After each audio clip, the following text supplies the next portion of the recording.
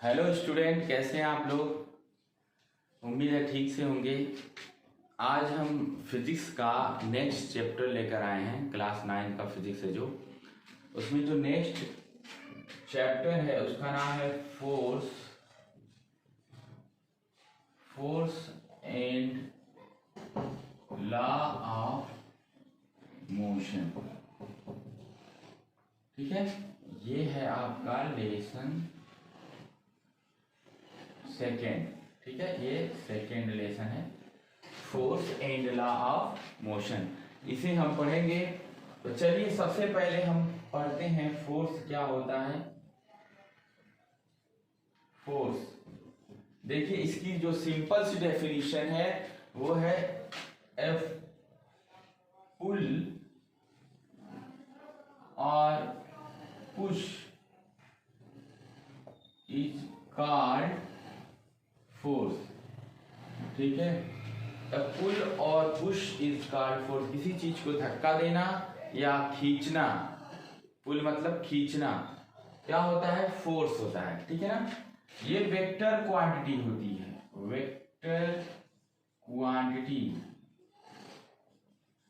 Vector quantity का मतलब होता है डायरेक्शन होती है इसमें, डायरेक्शन। ठीक है ना, यहां पर हम लिखेंगे विथ डायरेक्शन। जरा हम समझते हैं वेक्टर क्वांटिटी को इसी में। जैसे मैं क्या करूं, कोई भी एक यहां पर बॉक्स रख दूं और उसको ऐसे पुश करूं तो उस डायरेक्शन में जाएगा। तो इस फोर्स को हम इसीलिए वेक्टर क्वांटिटी कहते हैं कि इसमें डायरेक्शन होती है। ठीक है, लेकिन एक और भी इसकी डेफिनेशन है जो इससे थोड़ा अलग है। वो क्या होगी, a force is the tendency, a force is a tendency, या नहीं, a force is an effort that can change the state of an object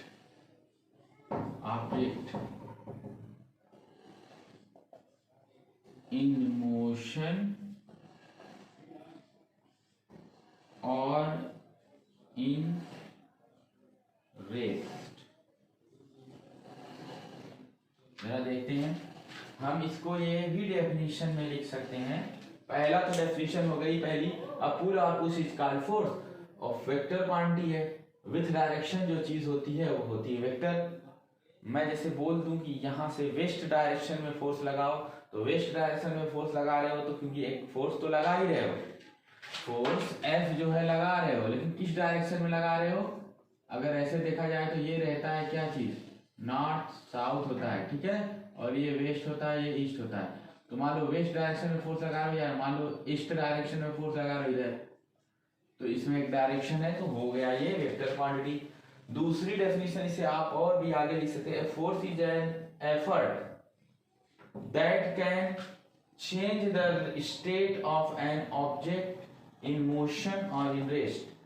अगर ये फोर्स क्या है, एक एफर्ट है, ठीक है ना, एक बल ही है, मतलब एक बल का ऐसा प्रकार है जो कि चेंज कर सकता है स्टेट ऑफ एन ऑब्जेक्ट की स्टेट को, जो कि इन मोशन में हो, चाहे मोशन कर रही हो, चाहे रुकी हुई है। रुकी चीज को भी फोर्स चला सकता है और चलती हुई चीज को भी और स्पीड तेज कर सकता है या रोक सकता है। ठीक है ना। चेंज द स्टेट का मतलब होता है, स्टेट दो तरह की है, रेस्ट होती है और मोशन की होती है, दोनों में चेंज कर सकता है। ठीक है ना, इसे नोट करिए, फिर हम दिखाएंगे इफेक्ट ऑफ फोर्स। नोट करिए,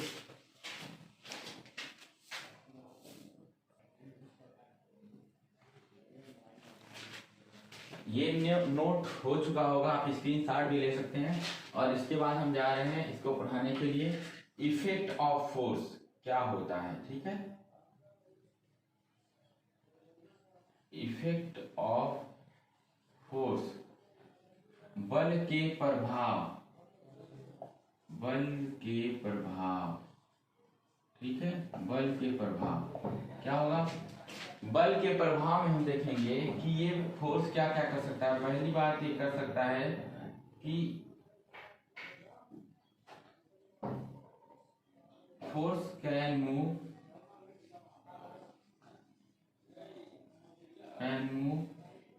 द स्टेशनरी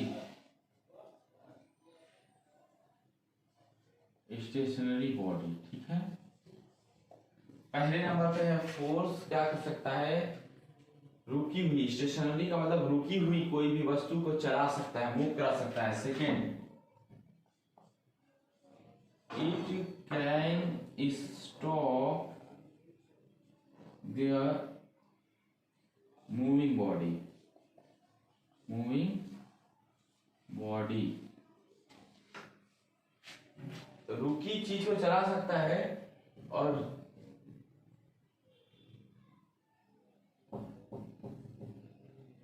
मूविंग चीज यानी जो चीज मोशन में है उसको ये क्या करता है? स्टॉप कर सकता है। ठीक है ना। तीसरा होता है it can change the direction of object. ठीक है, फोर्स लगाएंगे, जैसे मान लीजिए कि कोई बॉडी इस डायरेक्शन में जा रही है, आपने उसको फोर्स इस डायरेक्शन से लगा दिया तो वो उस डायरेक्शन जाएगी। ये फोर्स अगर ज्यादा होगा तो इस मूविंग बॉडी या रुकिंग बॉडी की डायरेक्शन चेंज हो जाएगी। It can change the direction of object. अच्छा, चौथा क्या है? It can change the shape of object. ये कैसे हो सकता है? It can change the shape of object. जैसे हमने यहाँ पर एक बॉल ले लिया, ठीक है, बॉल, और हम यहाँ से भी प्रेशर लगा रहे हैं और यहाँ से भी अपने हाथ का, ऐसे तेज प्रेशर रहेगा, बहुत फोर्स ज्यादा होगा तो ये दब जाएगी। और इस तरीके से अगर हम एक बैलून ले लें, ठीक है, बैलून ये धागा हो गया, ठीक है, चलिए बैलून है, ठीक है, तो इसको हम अगर ऐसे फोर्स लगाएंगे तो ये भी शेप इसकी बदल जाएगी, चपटा हो जाएगा। इस तरीके से और चीजों पर, सभी चीजों को फोर्स लग सकता है। इस पर भी देखिए फोर्स लगा तो ये कैसा हो गया, वैसे ऐसा रहेगा। फोर्स जितना बड़ा होगा उतना ज्यादा चेंज होगा उसके शेप में। ठीक है, तो ये नोट करिए, फिर लिखा दें आगे का जो टॉपिक है इसको नोट कर लीजिए।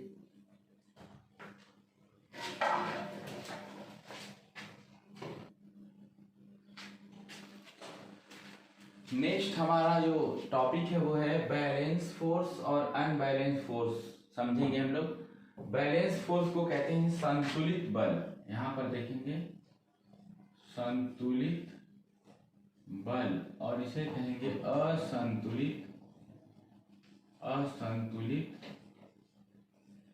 असंतुलित बल। ठीक है, चलिए इसमें फर्क क्या है? देखिए फोर्स तो मैं इस पर भी लगा रहा हूं, ये जो है फोर्स मैं इस पर भी लगा रहा हूं, इसमें फोर्स F0 नहीं है, लेकिन इतना ज्यादा फोर्स नहीं है कि मैं इस दीवार के शेप को बदल सकूं, लेकिन फोर्स है। अब पुश और पुल is called force.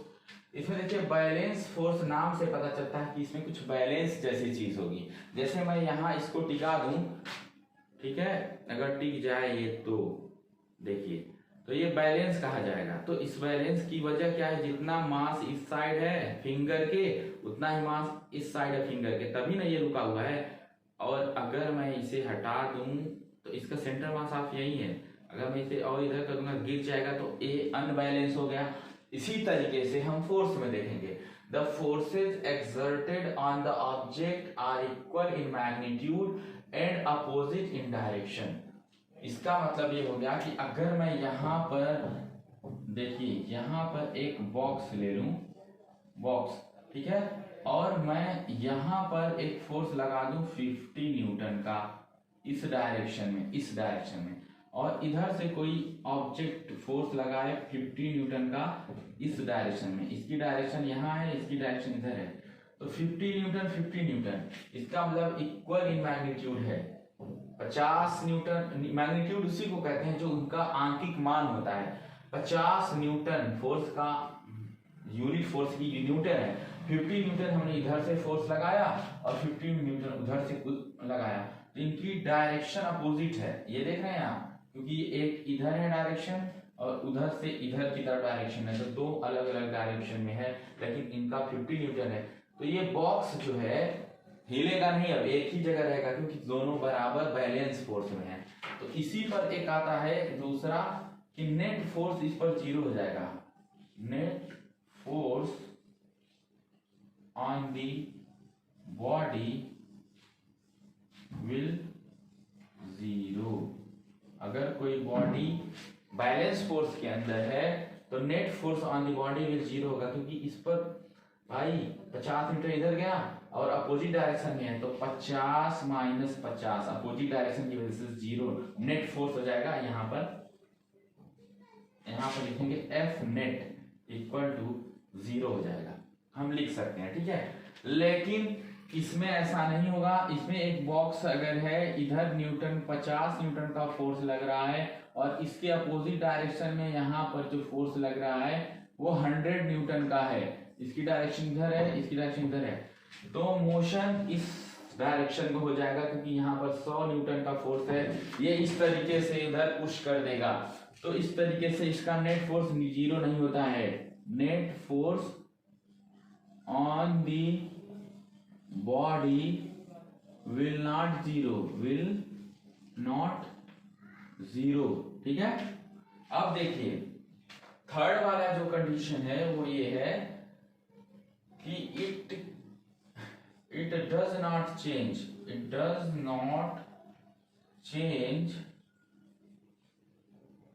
the state of motion or rest of the object। अगर बैलेंस फोर्स है तो ना तो इसे चला ही सकता है, ना तो चलती चीज को रोक ही सकता है। Does not change the state of motion की भी स्टेट नहीं बदल पाएगा, ना तो रेस्ट की। ये जैसी है भाई, ये 50 मीटर है, उधर भी 50 मीटर, बैलेंस फोर्स है, कोई भी मोशन नहीं होगा। और इसमें क्या होगा, there will be change in the state of the object. कौन से ऑब्जेक्ट? जिस पर वर्क हो रहा है, फोर्स, जिस पर फोर्स लग रहा है, उसकी ऑब्जेक्ट की स्टेट चेंज हो जाएगी। ये देखिए आपका हो गया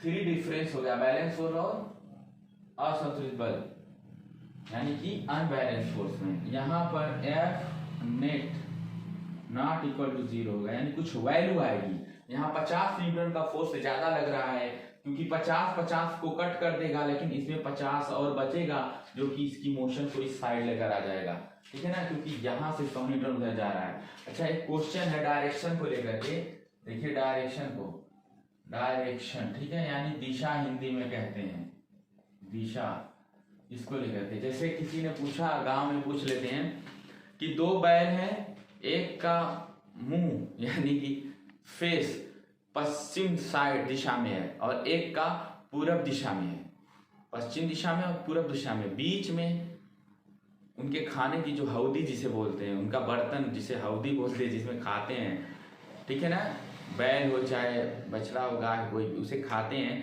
बीच में जिस जो हौदी जिसे रहती है उसी में। तो बोल रहे हैं कि एक का फेस जो है वेस्ट डायरेक्शन में है और एक का फेस जो है ईस्ट डायरेक्शन में और एक का वेस्ट डायरेक्शन में। तो लेकिन एक ही हौदी में खाना रखा, कैसे खाएंगे?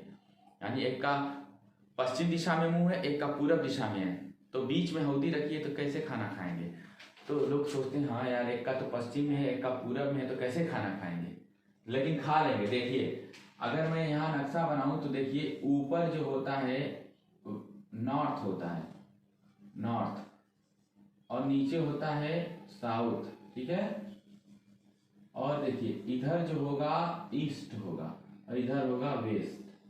तो बोलो एक का मुंह ईस्ट के डायरेक्शन में, चलो ईस्ट के डायरेक्शन में,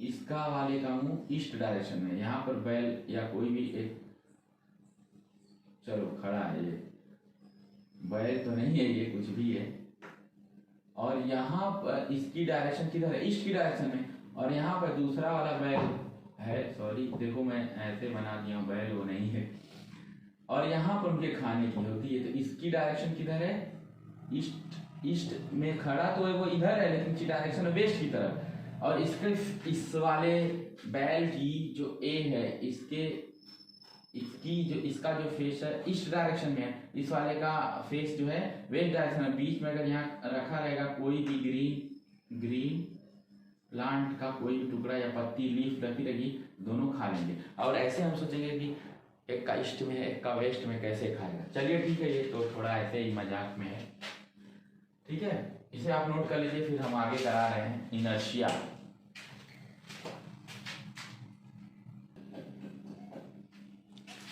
ठीक है, इसे मिटाने के बाद हम आगे जो लेकर आएंगे वो है इनर्शिया। ठीक है, इनर्शिया पढ़ेंगे, देखते हैं क्या क्या है चैप्टर में। चैप्टर का नाम है force and law of motion. अब इसमें हम क्या देखेंगे, इनर्शिया। चलिए देखते हैं इनर्शिया। इनर्शिया को हिंदी में कहते हैं जड़त्व, जड़त्व कहते हैं इसे। इसकी डेफिनेशन है the tendency of an object the tendency of an object to resist its motion is called inertia। चलिए डेफिनेशन हो गई हिंदी में।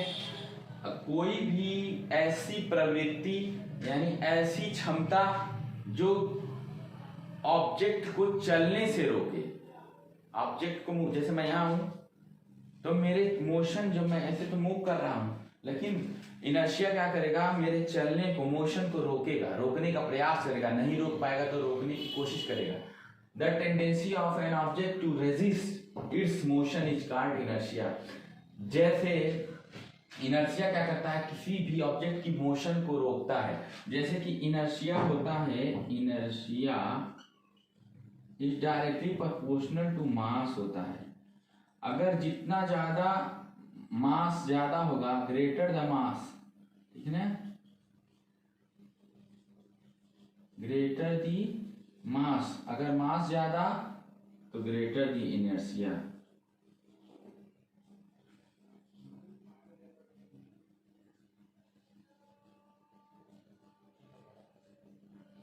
मास ज्यादा होगा तो इनर्शिया ज्यादा होगा। जैसे मैं बता दूं कि जैसे एक 60 kg का कोई ऑब्जेक्ट रखा हुआ है, ऑब्जेक्ट, ठीक है ना। अच्छा, ऑब्जेक्ट को मैं ऐसे ही बना लेता हूं ना, जैसे मैं क्या कर रहा हूं, ऑब्जेक्ट को करने में दिक्कत है थोड़ा सा, तो ऐसे कर ले रहे हैं, ठीक है। इस तरीके का कोई वजन है 60 kg का, कैसा बन रहा है मुझसे आज आर्ट, ठीक है।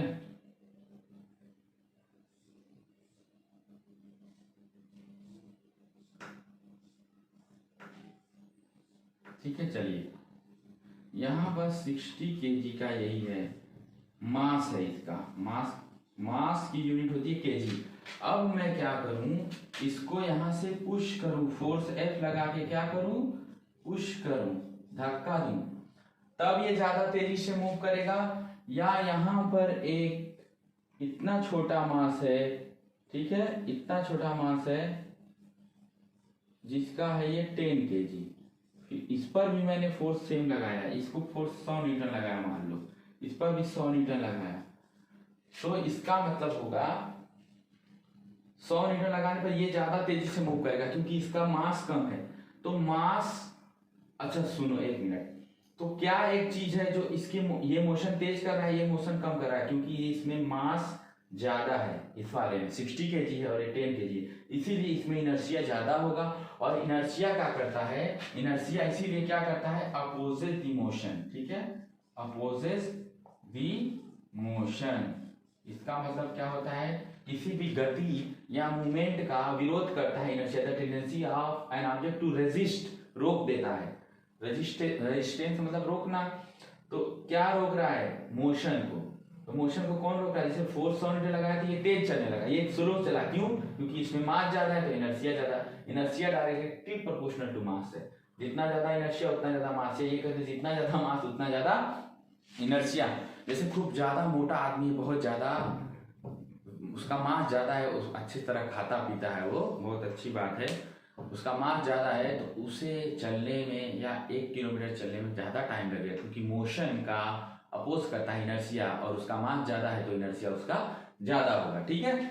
अब देखेंगे, और पतला आदमी दौड़ते दौड़ते तेज जाएगा, अच्छा, लेकिन हाँ मास ज्यादा है तो उसका कहीं फायदा भी होगा, कोई ऐसा ना हो कि नाराज हो जाए अगर उसका मास ज्यादा है तो। अब देखेंगे टाइप्स ऑफ इनर्शिया, यहाँ पर मैं इसे मिटा दूं, टाइप्स ऑफ इनर्शिया में देखेंगे 3 टाइप का होता है, ठीक है, टाइप्स ऑफ इनर्शिया 3 टाइप्स का होता है। पहला होता है inertia of rest, inertia of rest, ठीक है। दूसरा होता है inertia of motion, inertia of motion, और तीसरा होता है inertia of direction, inertia of direction, ठीक है।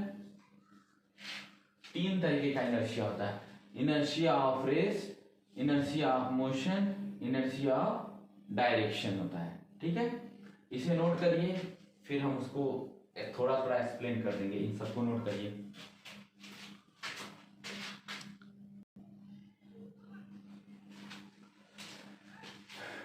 ठीक है, इसे हटा दे रहे हैं। अब आगे हम थोड़ा थोड़ा जानेंगे इनर्शिया ऑफ रेस्ट के बारे में। चलिए जानते हैं रेस्ट के बारे में। इनर्शिया है, ठीक है, इनर्शिया यहाँ लिख देते हैं पूरा, इनर्शिया ऑफ रेस्ट, ये क्या चीज होती है, ठीक है ना। इसे कहते हैं विराम का जड़त्व, विराम का जड़त्व। इसका अर्थ होता है अगर कोई वस्तु रुकी हुई है, कोई ऑब्जेक्ट अगर इन रेस्ट में तो रेस्ट में रहेगा,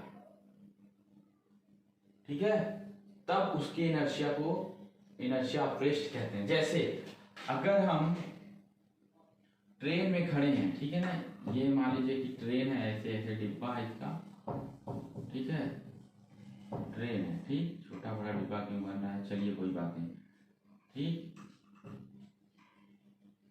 ट्रेन है और ये पट्टी पे ऐसे मान लो जा रही है, ठीक है।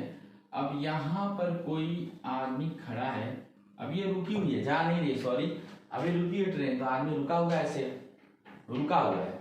अचानक से ट्रेन स्टार्ट हुई तो वो पीछे गिरेगा, अचानक से ट्रेन स्टार्ट हुई आगे डायरेक्शन में जाने के लिए, और ये पीछे गिरेगा, क्यों, क्योंकि ये रेस्ट में है, ये रेस्ट में है, ठीक है ना। इनर्शिया ऑफ रेस्ट मतलब इसका पैर रेस्ट में है, ठीक है ना, रेस्ट में है, ठीक, तो आगे ये जाना नहीं चाहता है, क्योंकि ये रेस्ट में ही रहना चाहता है। इनर्शिया क्या कहता है, मोशन का अपोज करता है, तो ये क्योंकि ये रुका हुआ है तो रुका रहना चाहता है, लेकिन आगे अचानक से जब गाड़ी गई तो इसकी बॉडी जो है आगे की तरफ, अरे आगे की तरफ कर रहा हूं, पीछे की तरफ आएगी।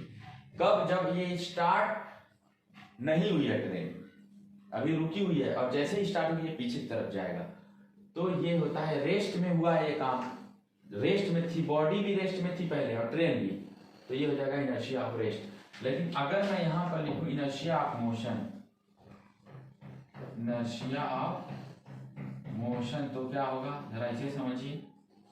इनर्शिया ऑफ मोशन, ये फर्स्ट है, ये सेकेंड है।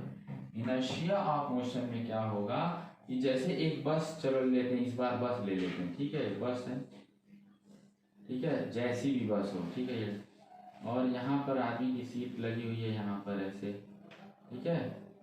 चलिए, एक आदमी सीट नहीं पाया, वो खड़ा है, यहाँ पर एक आदमी खड़ा है, ठीक है, खड़ा है, लेकिन ये आगे की तरफ जा रही है, बस इस डायरेक्शन में जा रही है, खड़ा है ये आदमी।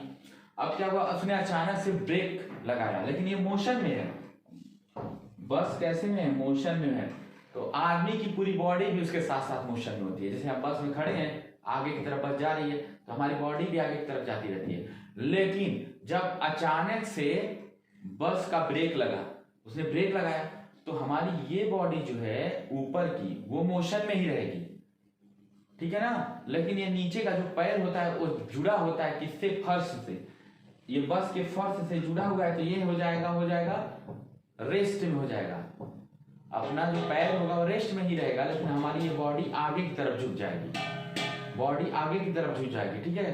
तो इसे कहेंगे इनर्शिया ऑफ मोशन। मोशन हो रहा है बस का, लेकिन जब अचानक से ब्रेक लगा तो हमारा ये पैर तो रुक गया, स्टैटिक हो गया, ठीक है ना।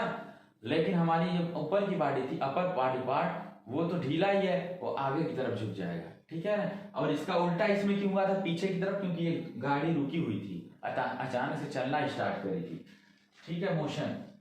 अच्छा, अगर हम एक बात बता रहे हैं आपको, इनर्शिया का एक और कहानी बताने, बड़ी इंटरेस्टिंग है। चलिए, छोटी सी, यहाँ पर जैसे आम का पेड़ है, ठीक है, मान लीजिए आम का पेड़ है, और ये डाल को अगर आप ऐसे, जैसे ऐसे ब्रांच है, ठीक है, ब्रांच है, और यहाँ पर आम का पेड़ है, मैंगो।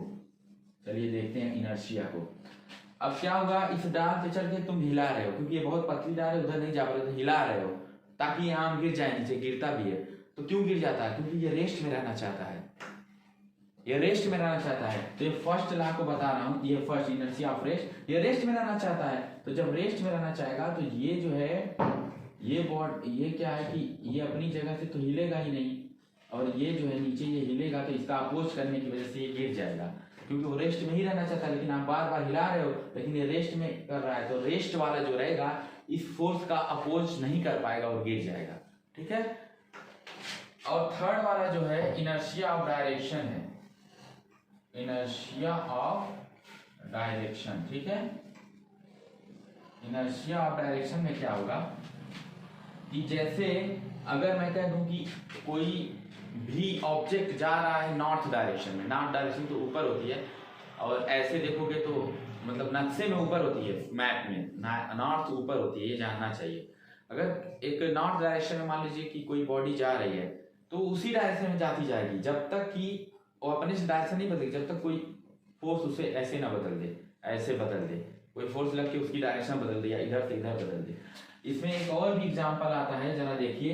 यहाँ पर क्या हुआ है, यहाँ पर आप खड़े हो और इतनी बड़ी रस्सी ली हो जो कि रेडियस r बन जाएगी, और इसमें बांधे हो ये m मास का कोई पत्थर बांधे हो, m मास का स्टोन बांधे हो, और इसको ऐसे से घुमा रहे हो, जैसे नहीं हम लोग घुमाते हैं, जैसे मैं इसी को ऐसे से घुमाऊं, जैसे ये देखिए, ये सर असल में यहाँ कुछ बांधा नहीं है, फिर अच्छे से नहीं घूम रहा है। अगर यहाँ मैं बांध देता ऐसे, सॉरी, अगर मैं ऐसे बांध देता तो ये घूमता, ठीक है, ऐसे घूमता है। बांध के दिखा दूं क्या एक तरीके से, 1 मिनट। हालांकि ये ऑब्जेक्ट भी अलग ही ले लिया है मैंने,